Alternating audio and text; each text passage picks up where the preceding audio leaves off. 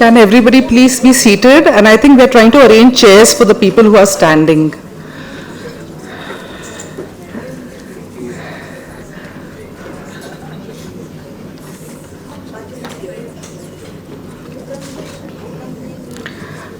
Dear friends, our guest today truly needs no introduction. He is the man who has mobilized the media into being a force of change. It's my honor to welcome Mr. Arnab Goswami. I request Vasvi Bharatram, President Flow, to give the welcome address.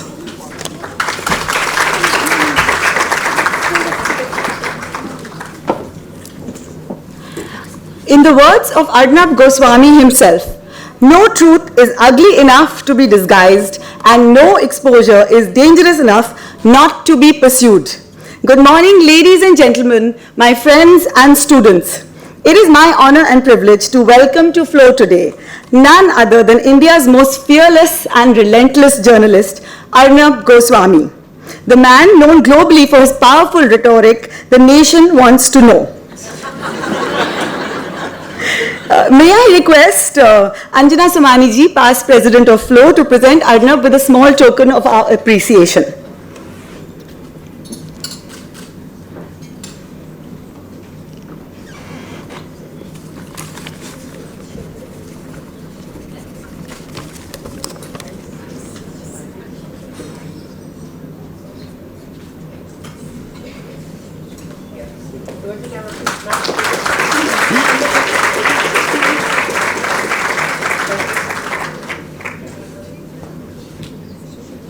Arnab, I just want to share with you, at Flow, we don't believe in giving cut flowers. We plant trees in your name. Yes. So that's a green certificate. Arnab Goswami definitely needs no introduction. He is loved by many, criticized by a few, adored by the youth, and a role model for bold journalists. He has completely redefined the concept of the evening talk show, turning a simple debate into something much more exuberant and colorful. An Oxford University graduate, Arnab started his career at the Kolkata-based Telegraph in 1994 before joining NDTV. In 2006, he helped set up Times Now, where he anchored the news hour before leaving last November in 2016. After his brief hiatus of 6 months, he is back with a new television channel, The Republic, with his unapologetic style of journalism. In his own words, we are a free channel in a free country propelled by your faith. Hence, it is no wonder that in a matter of just 1 week, the Republic channel was amongst the top 3 most watched English news channels in India. I think that deserves a round of applause. Arnab is known for his unique style of debates, asking hard-hitting questions to the powerful, no matter who they may be, and always calling a spade a spade. He has become a nightly addiction for millions in India for his honesty, forthrightness, his sincerity, and his deep research knowledge of every subject. He became the voice of the Indian middle class, articulating what they felt about corruption, misgovernance, and terror. In 2012, he was chosen as the 46th most powerful person in India, according to India Today's list of the most powerful people. The role of news as an agent of social change is undeniable. The media keeps us updated, informed about what is happening around us and in the world. It enables us to form opinions, make judgments, take up movements, and cause ripples of change. Considering the fact that the media persons have to walk a tightrope between establishment and their duty to the citizens, the bottom line imperative ought to be fairness, truthfulness, and objectivity in their reporting. We are indeed fortunate to have with us today one such member of the Fourth Estate, one who ascribes to all these qualities. Very warm welcome, Arnab. Thank you for coming down from Bombay, especially for Flow. We look forward to hearing from you about the evolution of media in our country, your own personal journey, achievements, challenges, and dreams for the future. Thank you.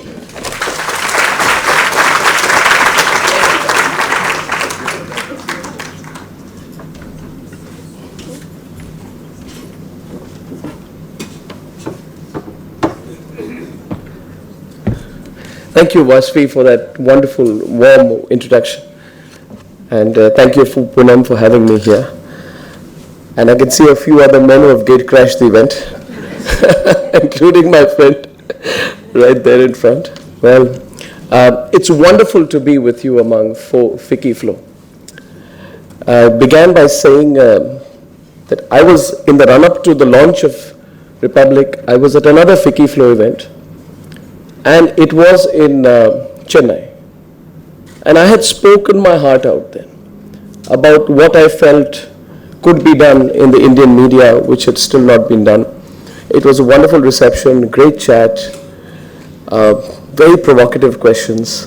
And I felt that I was the person who was most unprepared for that event, given the quality of the conversation that we had. So I look forward to having a good conversation with all of you. In any way, I only have one-way conversations on TV. And Vasvi, you have not given me a time limit. So you must be prepared if this goes over lunch, because I started my career by doing a program called News Hour. That was supposed to be a 45-minute program with 15 minutes of advertising. The ads disappeared, and eventually, to accommodate it, became a 3-hour show. By the time I left my last channel, the news hour used to start at 9 and finish at midnight. And on Republic, debate goes on. The other day, on the night when Lalu did his theatrics 2 days back, we started at 6 in the evening, and we were actually on air till 4 in the morning. And I think it is only to make us happy that Nitish staked claim at 1:30 in the morning. It's bizarre, this world of media, what happens here. But it's, life is magical, because whatever you plan doesn't happen, whatever you never plan for happens. I started my career, and life comes around in strange ways. I met Ma'am this morning, and she said she interviewed me for my Oxford scholarship. How many years back was that? 22 years back, maybe. Life comes back in strange ways to you, and it hits you hard. So first, on a very personal note, let me say that I feel I'm just traveling through different experiences in life. I didn't plan to be well known. I did not plan to be a TV journalist also. I was a reporter in Delhi because I didn't get any other job. I straddled around, did a liberal arts degree, came back, couldn't find a job, tried to be an academic, failed, became a reporter, failed, was frustrated, walked around. Every morning I would take my camera, and I would get the biggest punishment posting. So if there are students of journalism, don't give up hard, because I used to cover a beat called the 30,000 beat. So since this is, I'll talk anecdotally today in this conversation, so you can understand. I don't want to make this conversation theoretical, because news as an agent of social change is my belief, but I want you to know where I've come from and why I have come to a point where I believe that I need to do what we are doing today. If you have to contextualize our fight against Lalu Prasad, if you have to contextualize our exposure of the CWG scam, if you have to contextualize our difficult questions on the murder of Sunanda Pushkar, then you must understand the background to it. So I'll tell you about the background. What has made us, willy-nilly, they said about Manishankar Iyer that he once went to St. Stephen's and he said, whatever I am is because of this college. And then somebody stood up and said, please don't blame the college. But well, we are from Hindu college, so we do blame the college. No, but whatever you are is because of your background, I believe. So I'll tell you a little bit about my background. My father was in the army, and so I lived all across India. And the best experience I had in my life was when I did my +2 in a Kendriya Vidyalaya at Jabalpur, because that's when I realized the real face of this country. It was a small town, and it was a democratic institution. When you're in a government school, you see people from all stratas of society, all struggling. And the one thing which I understood when I never worked as hard in my entire school life like I worked in my +2. Because for the first time as a 15, 16-year-old, I realized this is competition. Because you see people competing. You see that guy who gets up at 4 o'clock in the morning and does one chapter of a physics book, which you wouldn't in a more elite school. So you see competition up close. So I finished that, I came to Hindu College, did 3 years, then I went off to Oxford and I came back. I came back to Delhi, I couldn't really find a job. I used to walk around with my CV for about 3 months, and eventually they said, go to Calcutta, maybe you'll get a break there. I started my career in Kolkata, where I was in the edit page of a newspaper called The Telegraph. And I used to write all kinds of complicated English words, and I used to try and impress my editors by, using words like serendipity, clairvoyance, and we used to look up the dictionary and then say, wow, I need to impress him a little bit more. I look back at what I wrote, it was such absolute rubbish, I'm embarrassed. It was interesting. The only good thing that happened to me in Kolkata was that I met my wife and we got married the next year. I came to Delhi and joined NDTV. Television journalism was just beginning. I was 22 years old and I was given this beat called the 30 Hazari beat. So every morning I would go with my camera and we used to go to 30 Hazari court, and the world's criminals, murderers, rapists, pickpocketers, they became my best friends. Every morning they would wave at me, I would wave at them. Their cases would go on. I understood this country, and sometimes my friends would call me from college. And somebody joined McKinsey, somebody joined SmithKline, and where are you? I'm in Switzerland, I'm being trained. Where are you? I'm fine, I'm doing well. I'm in 30 Hazari court. While we were at 30 Hazari court, there was a scam which broke called the Jain Hawala diaries. The older ones will remember the Jain Hawala diaries. So I want to tell you a moment what happens when stories like this happen. You are 22-year-old, you've got this camera, you're sweating, you're envious of all your other friends, you believe you've made the wrong career decisions, and on top of it, a bunch of fattened politicians start walking into the 30 Hazari court. Now, 30 Hazari court has never seen politicians come in because it's for the small-time criminals. When the Jain Hawala diaries broke, there were case notings and everyone, nobody was spared. Advani, Scindia, Kalpana Trai, all their names were there.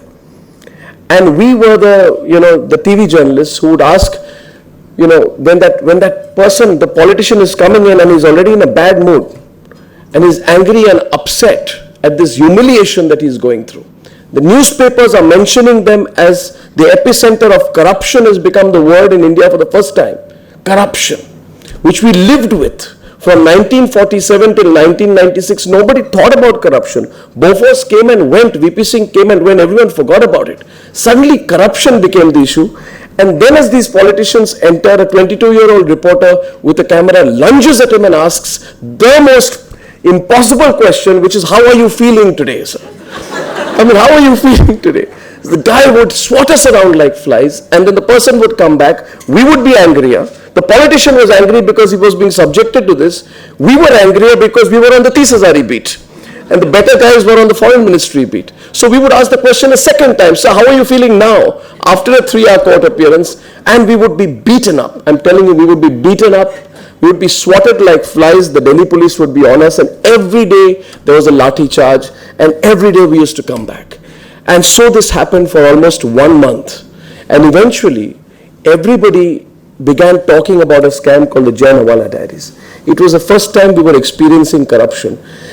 It was also the first time in my life that I started encountering this unique facet called arrogance.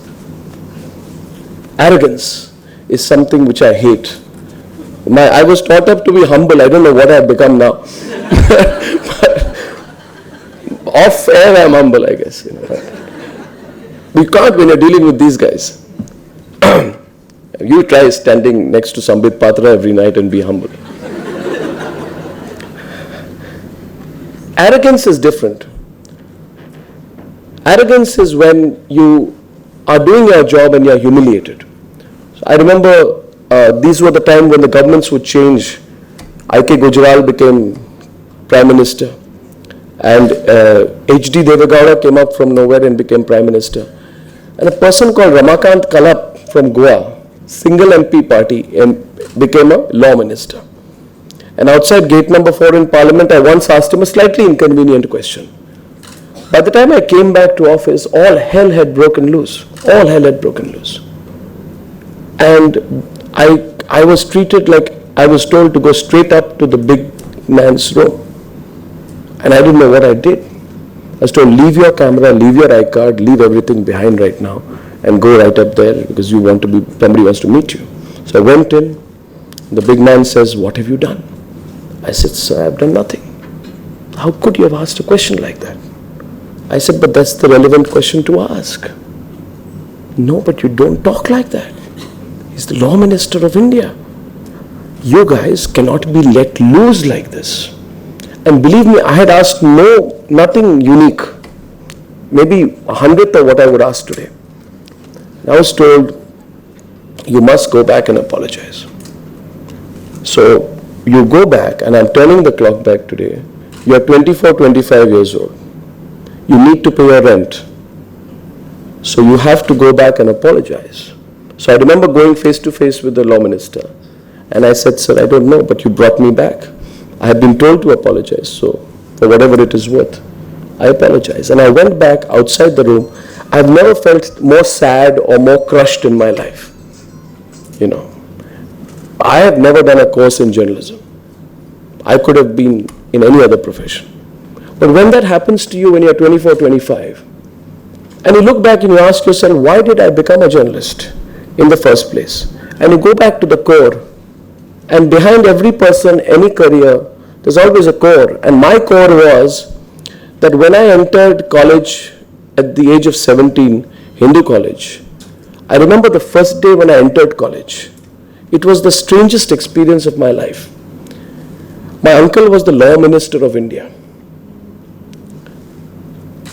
And I was a student at Hindu college. It was the VP Singh government. And I entered, and I was asked at the gate, there was chaos on campus. Kranti Chowk was burning. And the Mandal agitation was the first day of the Mandal agitation, the day before a person called Arnab Goswami had immolated himself. The gates of St. Stephen's were locked, and people were trying to break open. And I was on the other side. I didn't know what was going on. I remember carrying my bag and going around, and someone tells me, what's your name? Which college? Which course? Are you a FICCI? I said, yeah. Which course? I said, sociology, Hindu college. What's your name? I said, Arnab Goswami. Oh, Goswami ho, Brahman ho. And I was shocked, because all I was till that point of time was Kendriya Vidyalaya, Jabalpur, 88%. But in that moment of unique inflection, I suddenly became only known by my caste. So I promised to myself, and when we saw through it, I promised to myself at some point that there's something terribly wrong. And I went back to the court and I said that the fight between VP Singh and Devilal is wrong because they are using caste to divide the people of this country. And I saw this happening in my hostel, in my college, in my campus. I saw caste enter our campus. And we felt very bad because we would interact with each other as students. Then I remember on the second year, and I'm going back and forth in time, so I moved back from 97 to 92. I remember seeing a late night movie at Chanakya Cinema and driving back. We were in our bikes and we used to wear bandanas, and we were stopped because we were told at Chandni Chowk, stop, and there were 20 of us. And we said, where are you coming from? We said, we are coming from this film. Show us your college iCards. But why are you out tonight? We said, why, what's wrong? They said, but today you should not be out because today Babri Masjid has been demolished. And we didn't know. It was 6th of December 1992. We go back to our core. My reason why I became a journalist was only simple. It was not to change the system. The reason some of us became journalists was because we felt bad, because 60% of my college left this country. And I really think that there was a brain drain in 93, 94. It was a unique time in India. We were the first post-reforms generation coming out of this country. But the sheer colossal impact of Babri and Mandal was so massive for my generation that most people lost heart in this country and they never came back. We meet them today. All of them are American or British citizens, never came back to this country. We chose to come back. We were the ones who came back. And now think about it, that having come back, you see 30,000. What do you see when you come back? You see Ramakant Kalap asking you for an apology for asking a simple question. You see corruption at a level which makes you squirm, makes you sad and depressed about this country. But then there are moments when you also see change. I remember getting a phone call from a stringer of NDTV from Odisha. And he once called me and he said that I need to go and follow up a story. Can I get permission from the headquarters? And I asked him, please give me details of the story. He said, I think some people have died out of food poisoning. I said, well, that can't be a story. He said, no, but I think there is something else. It could be starvation deaths. I said, go back and investigate. And he came back, and then the story he told me was horrible. It was 1998. India had started doing well economically. I was working for a very privileged institution called NDTV. We were all from good colleges, good institutes. We were the so-called elite of this country. This story shocked me. This is what had happened. Sampath Mahapatra told me that I went to the Kalahandi, Bolangir, Koraput belt in Orissa, and I went to this village. And when I went to this village, I saw that there were bodies lying all over. There were people who had not been cremated, people who had not been buried, and there were people just walking around. The few children had been dead, corpses were lying, and people were weak. There was no hospital infrastructure, there was no doctor. It was like the whole village was dying right before my eyes. And the reason for this death was the fact that there was starvation in that area and there was nothing to eat. And mothers cannot see their children die. So when there was no food, the only food available were the seeds of mangoes. They would take the seeds of mangoes and put it in muddy water, which was available, and make some kind of a soup out of it. And when you make that soup, you feed your children that soup, and in that heat, that itself becomes rotten.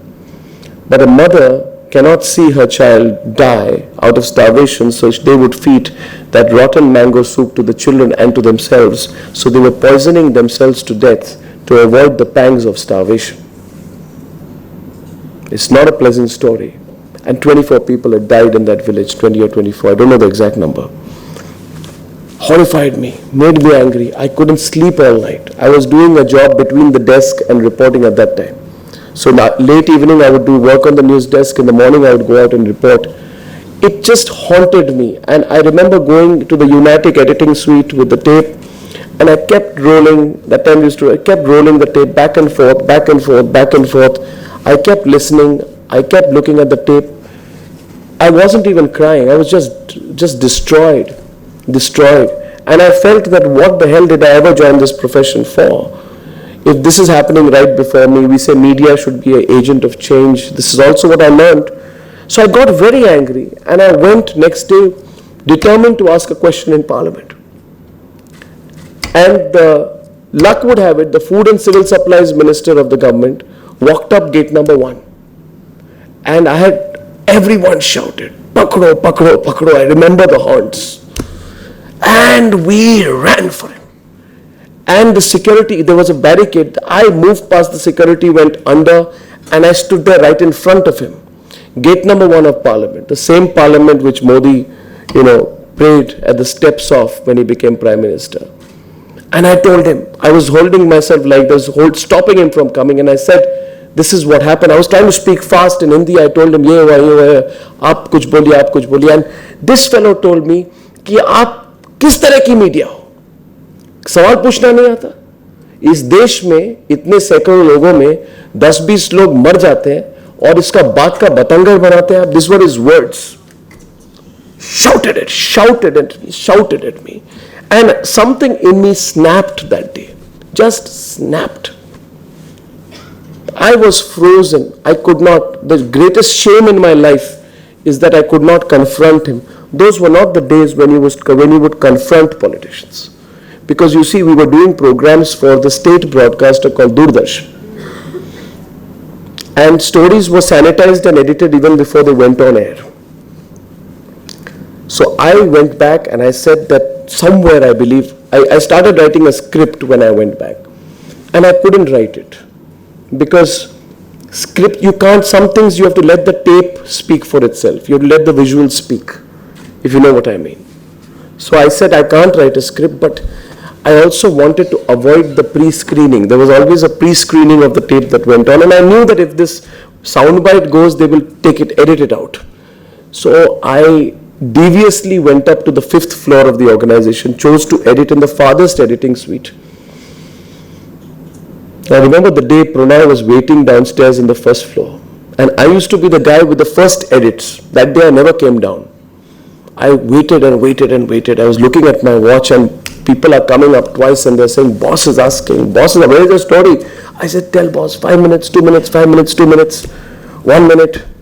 I said, boss is furious, where's your story? I said, just, audio garbad ho gaya, ab bhi ho raha hai. And I gave it, I knew what happened. I knew that if I give the tape at the last minute, they have to rush with the tape. A tape used to go on a scooter to the BSNL office, near where the Nico hotel is, near Kaleva restaurant. So I measured in my mind the distance. Because I used to love Kaleva. I measured in my mind the distance. I said 25 minutes. If I give it after 3 minutes, they will just bung in the story into the edit. They will not check it. That's exactly what happened. My story went in without checking. And on that day, on Doordarshan, you saw the Food and Civil Supplies Minister abuse me in that manner, and I wrote very little script. I just put the whole soundbite, and it played, and there was a huge impact. Next day, I walked into Parliament like a hero. I stood out there, and I said, "Kya story hai? My God, no, kya kiya hai?" I said, "Kya hua?" बोले हल्ला हो रहा है, हल्ला हो रहा है. I said, हल्ला हो रहा है? बोले राज्यसभा में हल्ला हुआ. Then somebody said, लोकसभा में हल्ला हो रहा है. I was like, my God, what have I done? And the minister had to stand up there and apologize. 3 months later, you got shuffled out of that ministry. And I stood outside and I felt a surge of pride and confidence come back. I said, this is it. There's no, this is it. This is it. This was around that time. And I said, one day I will have my own channel. I said, the rules will change in this country. Government cannot be the broadcaster. I asked myself that simple question at the age of 26, 27. I said, if a 45-second soundbite can make a minister apologize, imagine if the same people of India see something better, stronger, more questioning, if the narrative changes. What impact can this medium have? It was just incredible. But after that, I went through 3-4 years of professional frustration. I saw things not move, and I was about to quit this profession because I keep referring to Lutyens, Delhi. Somewhere, this system refuses to change. And I realized by 2002, 2003, there are only 2 options before me. So you are there, Britti, you know me, it was a long time. I said, there are only 2 or 3 options before a person like me. By the time I had turned 30, I said, either I have my own channel, I break out completely, or I leave Delhi, or I quit the profession. So there was an opportunity when I got for the first time to move to Mumbai. And they said, launch a business channel. I said, whatever, let me get out of this claustrophobic place. And please don't take it, I don't mean it with disrespect. But I don't feel any need to do journalism, to report on what other people say. Don't do journalism to become a reporter in that sense. When we did social anthropology, we used to study a document the British civil servants used to write called the Gazetteer of India, where every civil servant would go and say, Naugao village of Assam, there are 50 people, this is their average length, height, this is what they eat, this is what their complexion, and would send these reports back to the British so that they would understand the psychology of Indians better. That is the kind of reporting that happened in this country for 45 to 50 years. This week we broke Bofors with Chitra Subramaniam, took me back to my school days. But I realized I didn't want to be a Gazetteer of India. I wanted to break out. So we went out. They asked us to launch a business channel in the Times of India group. I deliberately coaxed them and moved them out of it. We got private investment. We got writers to invest 26%. We launched the first joint venture channel with an MNC company called Times Now. This is 2005, 2006. And there I was again. In the first few days of Times Now, I totally lost the plot. I didn't know what to do. I had worked so hard to launch the channel that on the first day of the channel, when everybody surrounded me and said, boss, now, channel is launched, now what should we do? I just sank. I didn't know what to tell them. I lost my confidence completely. And for 3-4 months, I didn't have an editorial meeting. I didn't know what to say, what to do. I wanted to be polite. I wanted to be nice. I wanted to be gracious. I thought being Mr. Nice Guy will make me popular. But I know now. And the channel just tanked completely. We got 5% viewership. I was confused. So at the age of 31, I was about to lose my job. And on one Sunday, very depressed, I got a phone call from my news editor. So I said, Bolo abhi. There was no energy left. So he said, story hai, batao kya hai story. He went through the list. I was counting how many weeks do I have this job now for, what I want to do. And then the shame of coming back to Delhi and meeting the same people. They'll tell you, oh, you wanted to be an editor, huh? And so he said that there is a story. And there's a story about a Hindi channel wali story hai. So I said, what is the story? And he said that there is a 5-year-old boy who has fallen into a well, open manhole. I said, Acha, tell me more. He said that abhi Z News kar rahi hai aur koi aap chhod dijiye isko. And again I'll take you back in time. This was 2006. I take you back to 1996. I used to work under a wonderful news editor called Appan Menon. And Appan was the news editor of NDTV. One day Appan told me that outside a school in South Delhi, a child has fallen into a manhole. And Appan would sit in a cubicle outside Pranay's house, Pranay's room. And I went and asked Appan, what is the story? He said, this a child has fallen into a borewell outside a school. I said, but you want me to cover the story? I cover 30,000 court. This was in my view, this was lower than 30,000 court. It was what we called a local story.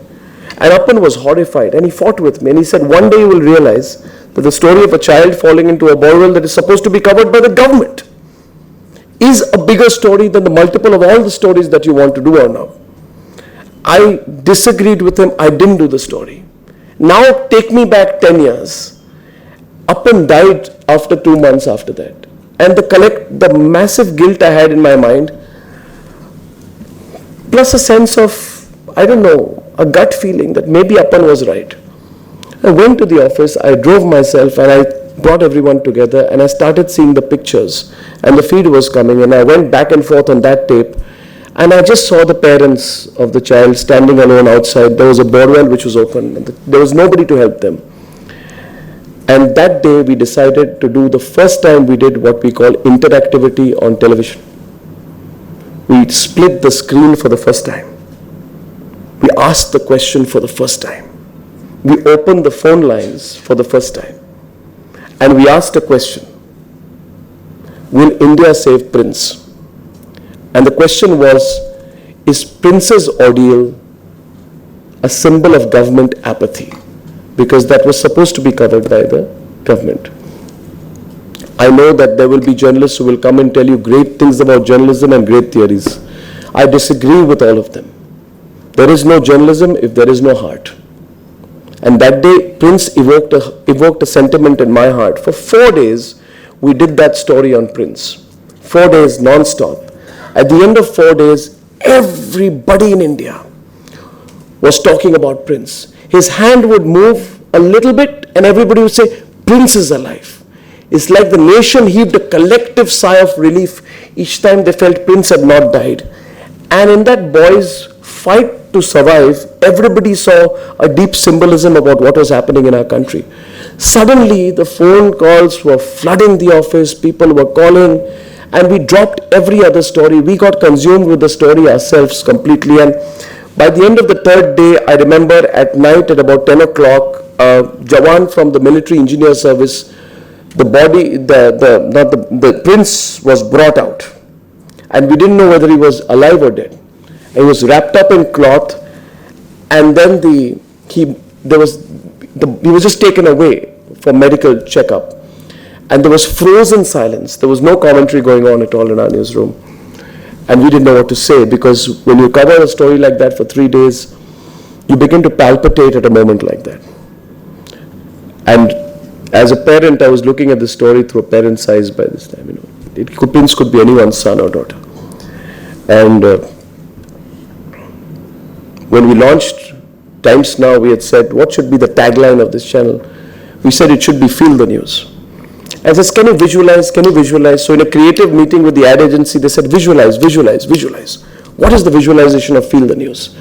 I said, I visualize. They said, what are you visualizing? I said, I'm visualizing slow motion Sachin Tendulkar getting his 100, going back to play, and in slow motion, he puts his bat down, he looks up, he says a prayer to his father, looks down again, and Lord's Stadium is full of an applause, and there's a heartbeat over it which goes dhak dhak, dhak dhak, dhak dhak, and over that we'll layer the line, we'll say, Feel the News. They said, wonderful. But I'll tell you, that moment when Prince was brought out, covered, and we didn't know whether he's dead or alive, time froze for me. I was actually beginning to see things in slow motion. I could feel the heartbeat of the entire newsroom, and we waited. And when they came out and they said that Prince is alive, my entire newsroom started weeping. They just wept and wept and wept. Because for the first time in our entire careers, we had done what is, you would say, do or die moment in our profession. We'd never done do or die. We used to report. We used to go and say, Sir, आप क्या कहते हैं? Sir, आपको क्या कहना है? आप क्या feel करते हैं? For the first time we were saying, करो, निकालो, पूछो. Whole tone had changed. You were hammering people for the first time. The power equation had changed. The freedom had come in. And we felt that, see, we forced ourselves, we forced all these big shots to stand and save a landless laborer's child. We forced them. So yes, there was a sense of professional ego, but it wasn't ego. It was a battle for the truth. We'd been on the other side. We came into this profession seeing Chitra Subramaniam break Bofors. We were children. We thought we'd do the big stuff. They hammered us for the first 10 years. And for the last few years, we're hammering them back. It's as simple as that. Journalism is simple. There are no two questions about it. And there are these moments which you experience, which tell you the truth. One day there was another important character in our narrative in India. I don't know why he is. His name props up every now and then. His name is Sanjay Dutt. You know Sanjay Dutt? That's a fact, you know. Sanjay Dutt was doing his usual trips from one jail to the other. And we were doing the usual coverage. Some things change in life. Some questions don't change. Such as the great question, how do you feel?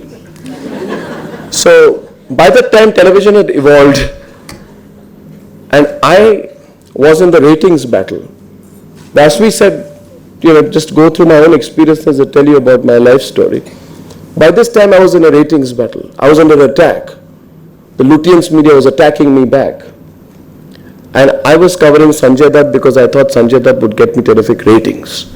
So we used to send these commando type trapeze artists turned camera persons to cover Sanjay Dutt. They would get onto bikes. Gemini Circus would not be able to compete with them. They would do a reverse twist on the bike, get in front of the car with Sanjay Dutt, shoot him, side profile. And I remember I was in the PCR, production control room, and I get a call from my camera person, boss, mil gaya, exclusive mil gaya. I said, kaise mila? Because when 100 cameras are behind, you can't get an exclusive. He said, mila hai. I said, kya mila? वो side profile mila, side से गया, दोनों गाड़ी move कर रही थी. मैंने पूछा, I said, क्या पूछा? He said, मैंने पूछा, आप कुछ बोलना चाहते हैं? He said, मैंने बोला. He said, क्या बोला? बोले, मेरे को विश्वास है क्या judiciary पर, which is the standard reply from Salman to Sanjay. They all say the same thing. I said, oh man, that's great. But these things matter because that same soundbite will be played 1,000 times. And this is what was happening in Indian television. By this time I have gone down to 2007, 2007, which I call my year of growing up. I was covering Sanjay, And just one second. I was covering the Sanjay Dutt story, and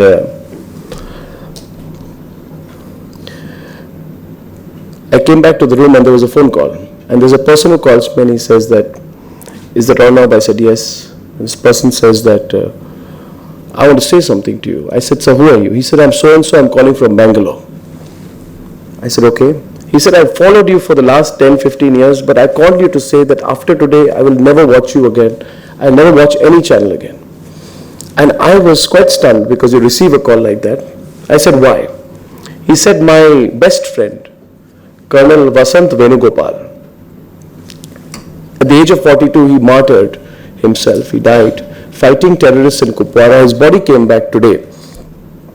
He said there was not a single private TV channel there.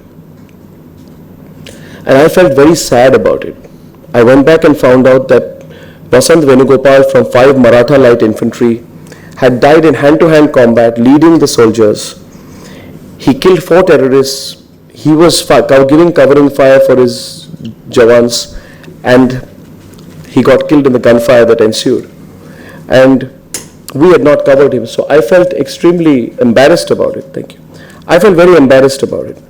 And I told my producer that night that I'll cover this story, I'll lead with this. And so it was 9 o'clock. I had called this guest in, this friend into the show. And just before we were about to go on air, 30 seconds before, so I asked my producer, "Is he ready?" So my producer says, "She is ready."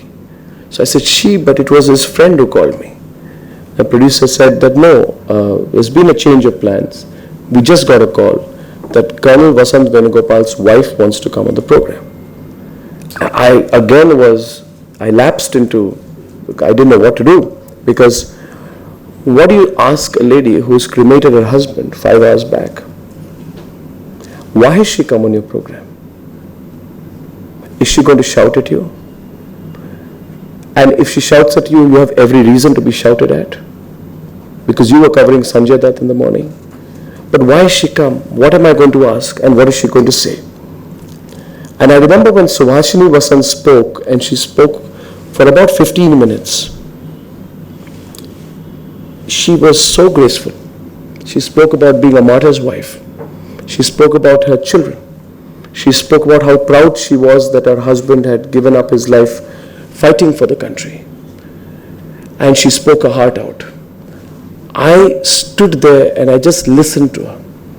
And I asked myself, what on earth are you doing? In 2007, having launched Times Now for the first time, I realized that I was doing the one greatest thing wrong. I was chasing my personal dreams.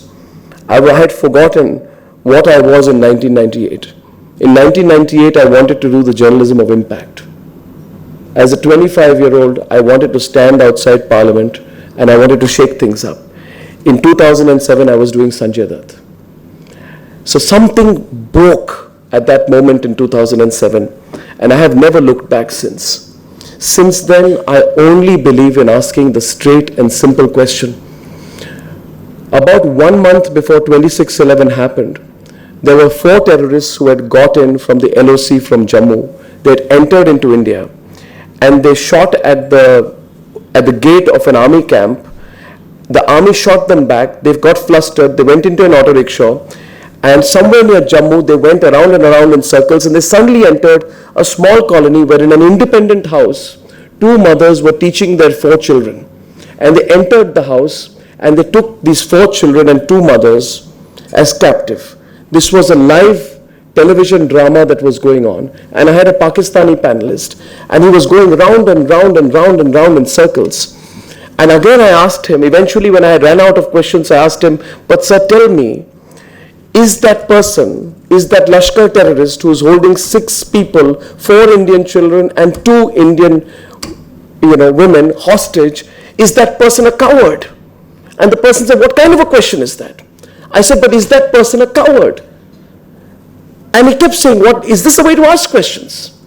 I said, I don't know which is the way to ask questions, but I think this is the most apparent question which comes to my mind. I remember repeating the question 20 times till he did a walkout of my show, and I came out. And when I came out, people said, this is the first time you asked a question like it needs to be asked. I began to see the relevance of directness for the first time in my profession. Change does not happen unless you're as straightforward as you need to be.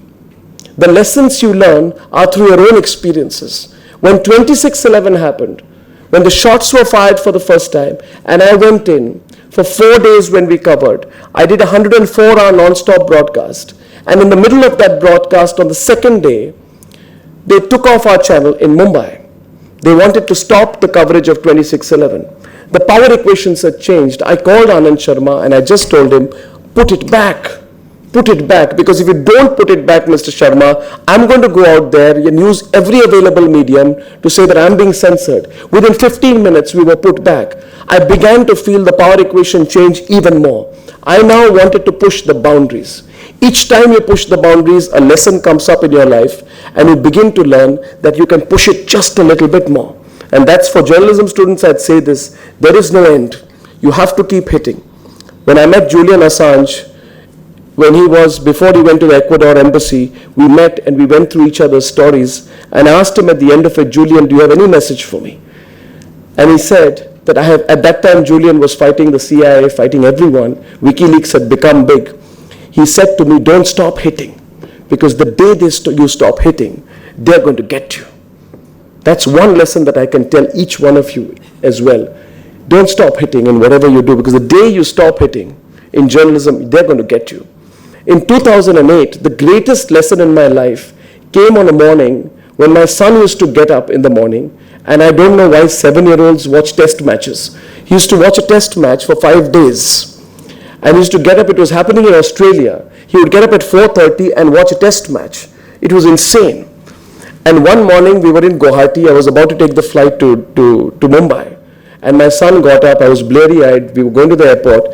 He said to me, Daddy, cheating. I said, what happened? He said, no, Daddy, Saurav Ganguly was batting, the ball went like this, that Steve Buckner coach, he's a cheat, it's cheating. Saurav is not out. And Saurav was a hero by then, because he'd taken off his shirt at Lord's and everybody loved him. Saurav getting out is a big deal. I said, okay. He said, you're not listening to me. I said, no, I'm listening to you, it's good. So he said, okay, put it on your news. So I said, what do you want me to put in the news? He said, you don't believe me, you ask him. And called my nephew also, and the nephew came up, he said, no, it was cheating, I saw the slow motion, you guys don't know. Nephew was old, you guys don't know how to cover sport, you should ask us youngsters, we know, and all that. So I said, yeah, it's all right, whatever. Then they went on and on and on. You know how kids are, no? Sometimes they don't let go, you're having conflicts. Daddy, cheating, I told you, you put it, should I check? I said, I'll put. It became impossible. By the time we were in the car on the airport, it was unbearable. So, now Daddy, do it now, it's cheating, I'll tell you this, that, whatever. They were like threats. So I call in front of me. So I called up, and I couldn't do a fake call. So I called up and I said, there's something has happened in the morning. He said, yeah. I said, say it's cheating. With a question mark.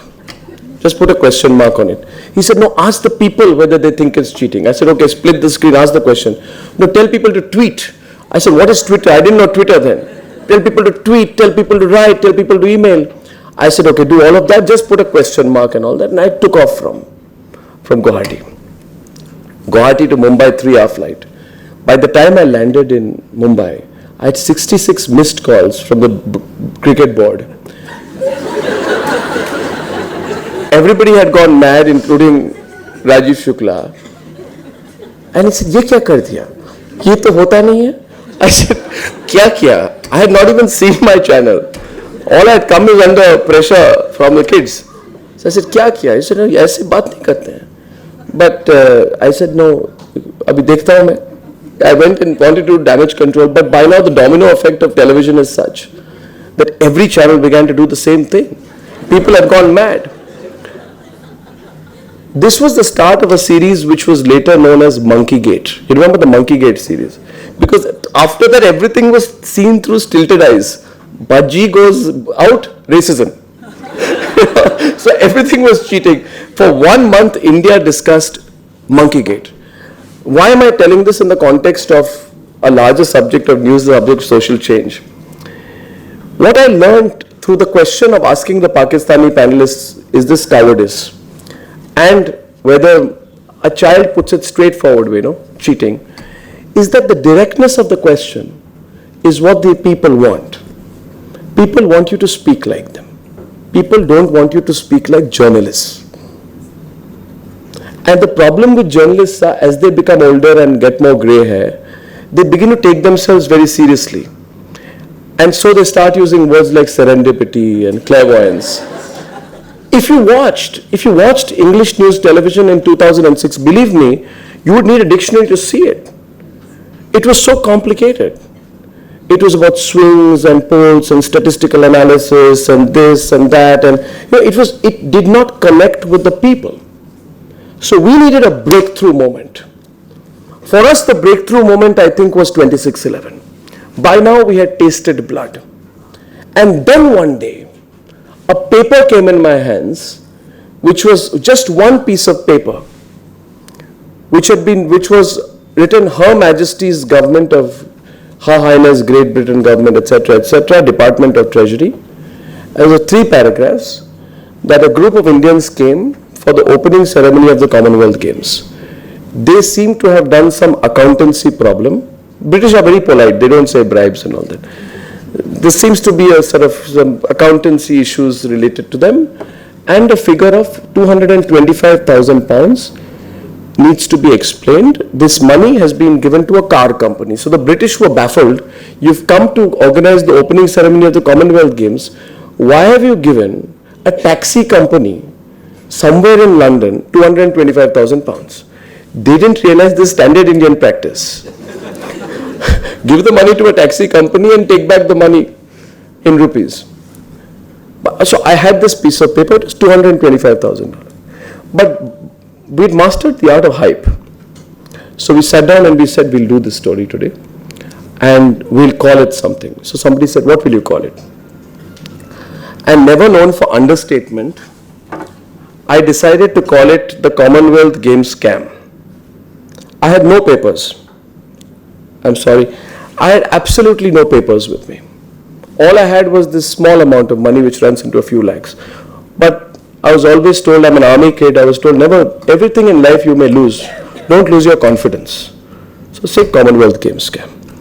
And then typically we had 3 paragraphs. So we were being cheeky. We said, we'll say part 1 today, part 2 tomorrow, part 3 day after. And the typical lines, it gets bigger tomorrow. Real expose on Thursday. Have you seen lines like this? And you all done it. Actually, I had nothing. So I did the story, but with a great amount of prophetic predictability, I said, बहुत कुछ आने वाला है. And clairvoyance. So I got a phone call from people, well-wishers of Mr. Kalmadi, and they said, ये तो आपने बहुत बड़ा कर दिया. I said, हाँ. आपके पास सब है? सब है? I said, yes, सब है. सब पेपर है? I said, सब पेपर है. सब कुछ है? I said, absolutely. I remember the phone call, exactly this. And if Mr. Kalmadi ever realizes who called me, he will commit suicide because these most trusted people were calling me. And they said, सब कुछ है तो फिर हम भी कुछ भेज देते हैं. So I said, भेज दीजिए. So the next morning I walked into office. Now, don't quote all of this, please, sir. No. People think I'm Tintin, some great investigative journalist. The next morning I came into office, and it was amazing because headlines were breaking. Suresh Kalmadi calls emergency press conference, this, that, and the bundles of papers started coming to my office. And the bundles of papers, believe me, like 1,000, 2,000 pages of documents, which had not been gone through by CAG or anybody, and they needed some deep analysis. If I had to go through it, it would take me days. Suresh Kalmadi's press conference started and he was hysterical. It was in his office here, about 5 kilometers from here. And he said that I will sue, I will take them to the courts, I will sue Arnab Goswami, do this, do that. And I kept wondering what the hell, And I kept getting phone calls, ye tel ka ho gaya, ye ho gaya, wo ho gaya. Then I started saying I started opening the papers after that. Because I began to wonder why he's reacting like that. So till date, when people tell me who broke the Commonwealth Games scam, I say it's Suresh Kalmadi. But what happened with the Commonwealth Games scam is that there was a door which was not yet opened. It gave me an opportunity to open the door. Sources and people who had stories to tell suddenly felt there was somebody who would tell it. There was somebody who would take on the system. Suresh Kalmadi represented the deepest part of the system. The money was not made by Kalmadi alone. The money was shared and taken by people. We all know who they are. I'm not their favorite person. But it opened a door. And when the door opens, believe me, in journalism, the door swings.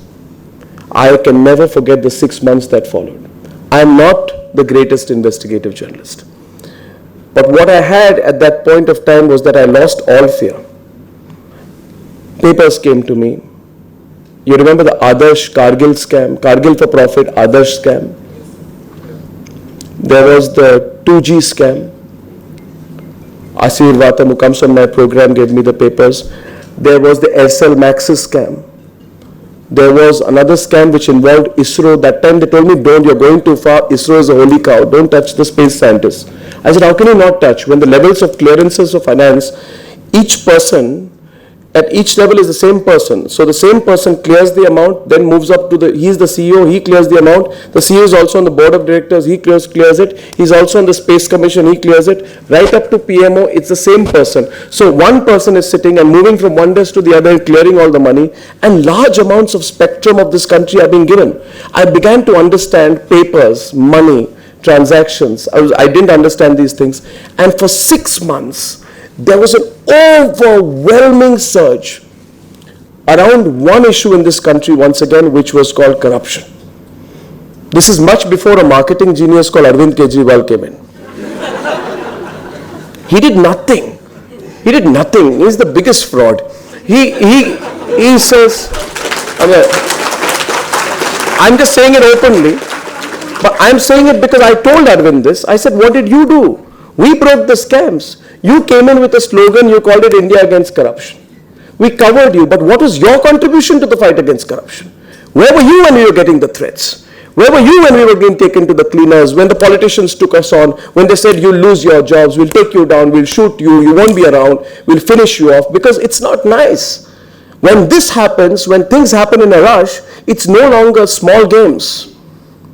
This is thousands of, tens of, thousands of crores, political prestige, biggest name, politicians, highest people. I had 4 cabinet ministers come to Mumbai, want to cut deals with me.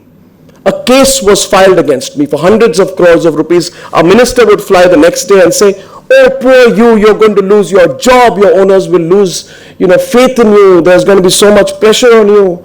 And let's cut a deal. And I, for the first time, then saw the depths to which corruption had sunk. Because I left Delhi as a reporter. I never encountered it. But those 6 months of hibernation in Delhi, when I would go back and forth, I was not realizing the impact of what we did. But these 6 camps, one after the other, created an overwhelming mood in this country, which Anna Hazare, Arvind Kejriwal, Kiran Bedi in the March and April of 2011 benefited from. I have no qualms about their benefiting from it. But they are not the ones who fought corruption. We were the ones who fought corruption. Me and my team of people in their 20s, we fought corruption, we took on the system, we put those mics, we questioned them, we took on Raja, we made Raja quit. We remember when he was not quitting, and I remember the entire media in Delhi stood against me. They were not with me then, because they wanted to be the good guys. They would go to the ministries and say, he's the bad guy, sort him out, give us the advertising. We are the good guys. He's the bad guy. You stood out there like a loner, like a crusader at that point of time. I did not intend to become a crusader. I'm not a crusader. But when life puts you in the fortuitous situation, when you have papers before you, do you tell the truth from the lie? And what is journalism? It is simply telling the truth from the lie, the black from the white. It's as simple as that. There are no gray areas. People say that I don't have nuances. How can you have nuances in this country? If you speak in nuances, you will underwhelm your own journalism. If you speak straight, then the story can be told, but you have the guts to stand up to it. I remember on the 13th of February, there was another piece of breaking news, and that breaking news was that Manmohan Singh, after 6 months of being under pressure from us, had finally decided to speak. Manmohan Singh speaking itself was breaking news.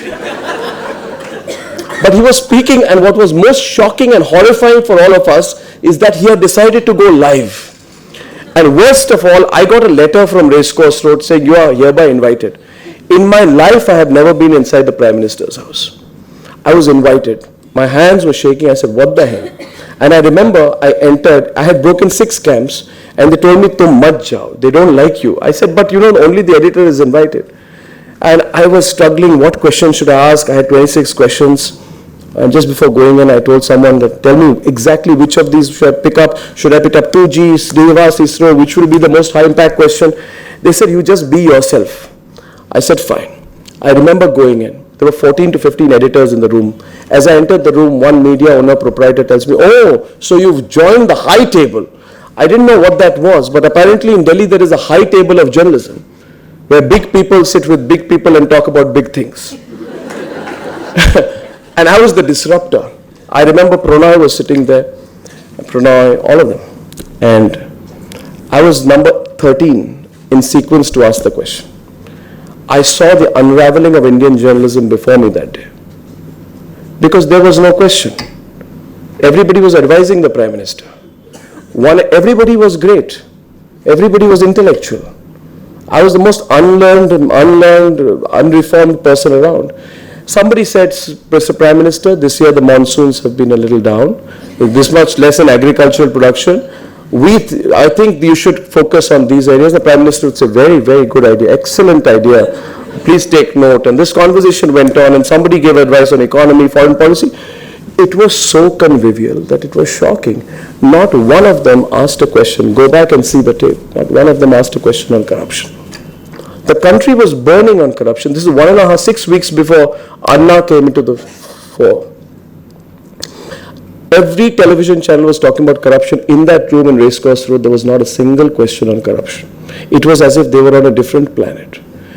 Editor number 11, and it will be instructive, see the tape, actually smiled and asked the Prime Minister, "Mr. Prime Minister, if you don't mind, I'll ask a second question." I said, "Yes, now the question on corruption will come." He said, "What is your message for Sachin Tendulkar?" Because the day earlier he had scored a double century. And again, some convivial chatter, smile, everything nice. And actually, nobody was interested in being at that press conference. You know what happens in these cozy clubs? You are not interested in the press conference. You are interested in the 2 minutes you will get after the press conference. "Pradhanmantri ji, aapko alag se milunga main ye." The cut deals, you want to meet separately. You will not get to meet separately if you ask the tough question. When my turn came, I had a whole sheet of paper. I said, "Now I'm going to ask on Devas ISRO," and I started my question.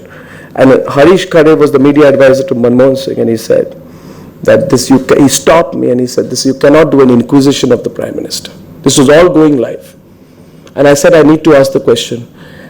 And I asked him, and he said, the Prime Minister gave that quote about the compulsions of coalition politics.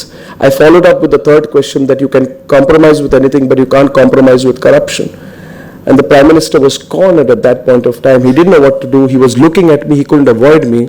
He's decided to speak. He was going live. And I remember the moment, please see the tape, when he leans down for the first time and he pulls out a piece of paper. He looks at the 4th page and starts reading from a written statement, which means he was ready for that question. It's just that no editor was ready to ask that question. It is as simple as that.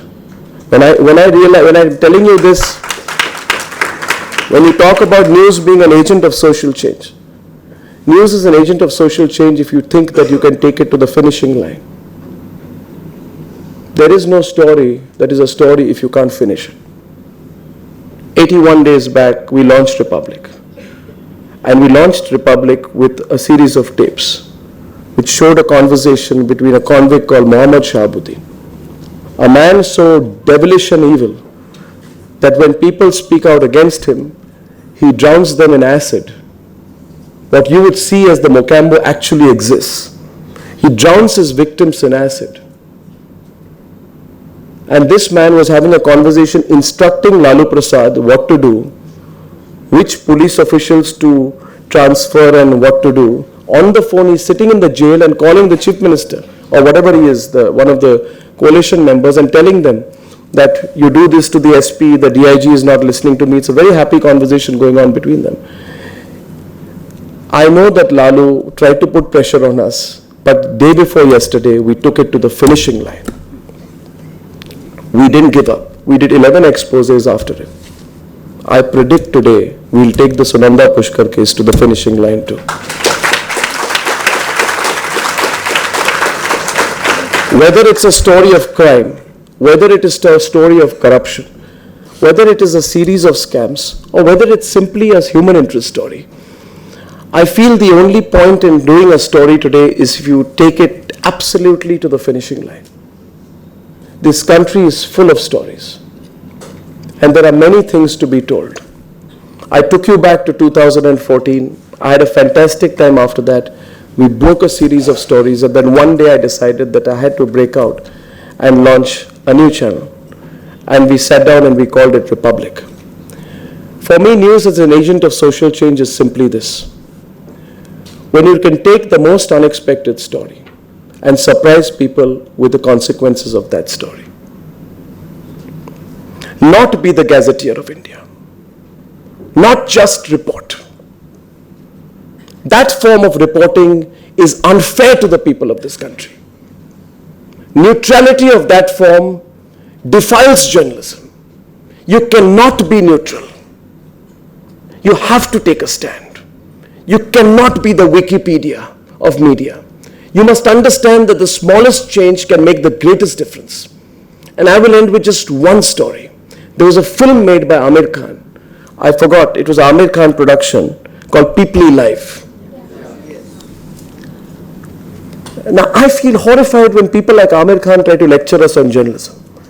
There was a shot in that film where he denigrates journalists, and he says there's a piece of turd and there's somebody interviewing the piece of turd, and there are 24 OB vans which land up in a village, and they make a big deal of a story that is rural, and they make it a national headline. Amir Khan was doing a caricature on the media. The truth is completely different.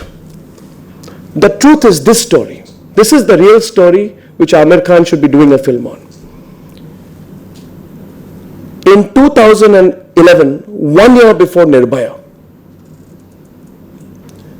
a 16-year-old girl was raped by her employer where she was working as a domestic help, and when she tried to complain about it, she went to the police station. She ran free of the clutches of her master and went to the police station and wanted a case filed.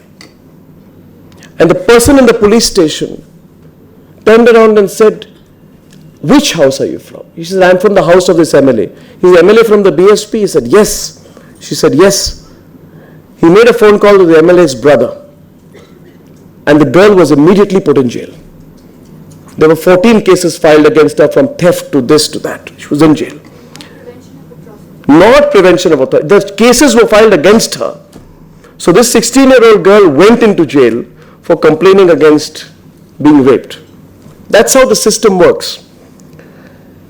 When we broke the story, it came out some way, we magnified the story. It was another Prince moment for us. We said we'll go to the finishing line with this story. We'll take it to the finish. And we sent OB vans, 15 to 20 OB vans went there. The first Mayawati denied it, then they attacked the media. By the third day, the MLA had gone missing. By the fourth day, Mayawati was on the back foot. By the fifth day, the MLA appeared. He was arrested. By the sixth day, the girl came out. It was massive. Till now, please, students of journalism, go back and see the story. It's from Lakhimpur Kheri in Uttar Pradesh, in a place called Bandipur. This Bandipur rape case is tremendous because this girl, 16-year-old girl, defied the whole system with the backing of the media 1 year before Nirbhaya, challenged the rules in this country. But that's not where the story ends. The story ends in what happens in the social impact after that. This girl then forms a group, and they call themselves the Nagin group. And they wear black. And they go from village to village, attacking and taking on other people who carry out the sexual exploitation of other women. There is no there is no theory in this, but there is something that must have, that young girl of 16 and 17 must have felt so strong and so emboldened. She must have had faith in the system. She must have seen the faith of the media behind her, that she took it upon herself to be the system and the agent of social change. So if you ask me today in summary, I will only tell you this. I've shared a few stories with you. Many stories are going to be told in the future. Republic is going to open that door wide open, because we don't need anyone's help now. We're not dependent on the politicians or the netas. We freed ourselves from them. That's why we launched Republic World, which is a very aggressive digital beam on which we have 10 million page views. It's one of the most aggressive digital products. We don't need anyone anymore. We are free. All of us can be journalists. For me, the true social impact of media is in a mix of many of these stories that I'm telling you. Somewhere the story of Lalu having to face the truth that you can't get away.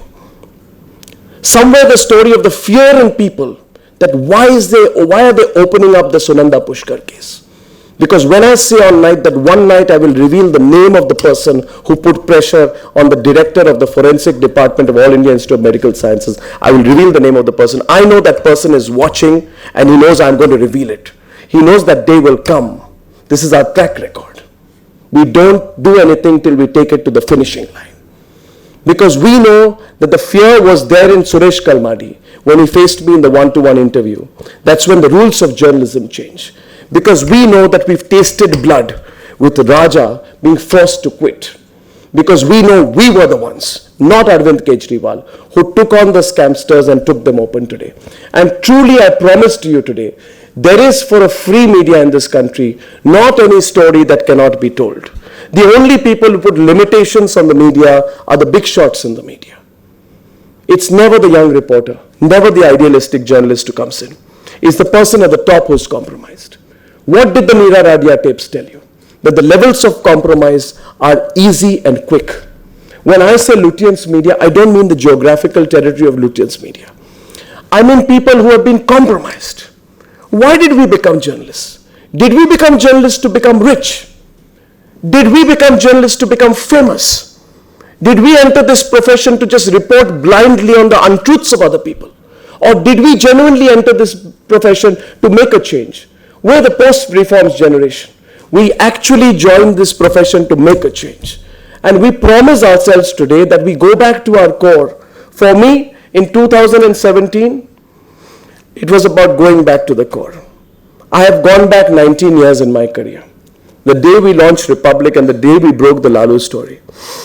And believe me, for 3 days before that, Lalu was constantly calling me. He got to know. He was trying to reach me through people. I don't know his intelligence mechanism. But what he didn't realize was that we got him stung again when he called us. One day I will put out that sting also. If he speaks too much, I have all his recordings about his son with me.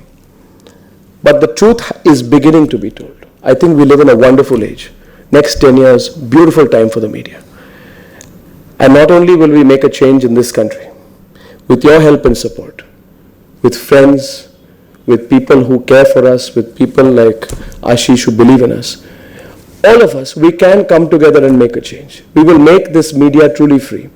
And 3-4 years from now, I want to share a little dream. If we came this far, next time you come to Mumbai, come and see my studio. It's in the Bombay Dyeing Complex, which is an old cotton mill. 73 years it was a cotton mill. There were only bats there. And we opened up the mill. In 3 months, we built the state-of-the-art studio that we have there right now in Delhi. In Mumbai.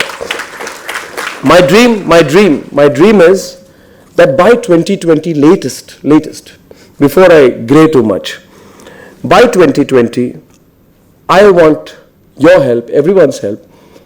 We must launch a global platform from India. We have to compete and beat the BBCs and the CNNs. We have the power to. We have the ability to. Believe me, nobody can tell the story of America better than somebody editing the story in Lower Parel in Mumbai. Believe me. We have a neutral voice, and there is no voice from Asia. The first time I spoke about this was when I got into a heated exchange with people from BBC, CNN, Al Jazeera.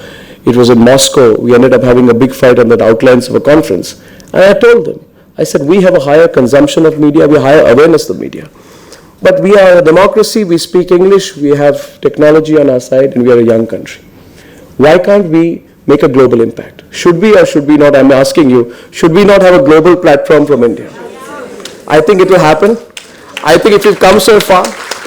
And lastly, the reason it will happen, if any reason, and I know I've crossed the time limit, Basbi, I'm stopping right now, but you didn't give me a time limit, so I'll take 3 more minutes. I'll tell you the reason why we will make it. News is an agent of social change. 10 women stand outside Haji Ali Shrine every Saturday, Sunday with placards saying, give us equal rights, give us equal rights. We make the story so big under the hashtag right to pray. Along with women not being allowed into the Shani Shignapur shrine, my last big story in the previous channel, and women not being allowed into Sabrimala.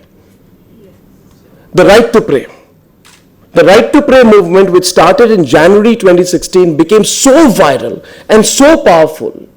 Suddenly women who had not even thought, sometimes women take it for granted, oh, women don't go to Sabrimala, oh, women don't go to Haji Ali, oh, women don't go to Shani Shignapur, but why? What kind of a democracy are we? Where you deny half the population the right to pray where they want to. Where is the equality and liberty under our constitution if women can't decide where they want to pray? And I'm not playing to the gallery because it's a women's audience. It's a story I believed in. And within 2 to 3 months of the story, the Mumbai High Court gave equal rights. Still not equal enough in my view, but they intervened and gave equal rights to women. And today women have the same rights in Haji Ali Shrine. I know tomorrow they will have the same rights in Shani Shignapur. They will have the same rights in Sabrimala. That for me is taking a story to the finishing line. Stories stay with me, they never die. I have a register, 2-3 registers in which I have a list. There are 2 pages on each side. Stories I have done and stories I have not finished. Believe me, the list of stories I have not finished is so great. That's what keeps me sleepless. That's what keeps me active. And the reason why India and only India will be the center of global media is because only in India can you question everything. In America, you don't question religion. You will not see on a CNN, you will not see them questioning their own religious figures. In India, we question religion. The right to pray was a questioning of religion.